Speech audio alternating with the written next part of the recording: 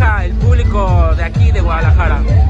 Pues creo que me odiaron un poco por hacer mi trabajo de la manera que lo hice, pero yo creo que Dulce es muchísimo más grande que yo y creo que eso es importante en un luchador, ¿no? Saber cómo vas a contrarrestar a tu rival y lo hice muy bien. Sabemos que aquí en Jalisco tenemos grandes exponentes de la luchadora, muchas luchadoras muy buenas. Claro. ¿Te gustaría volver y enfrentar a alguna de ellas?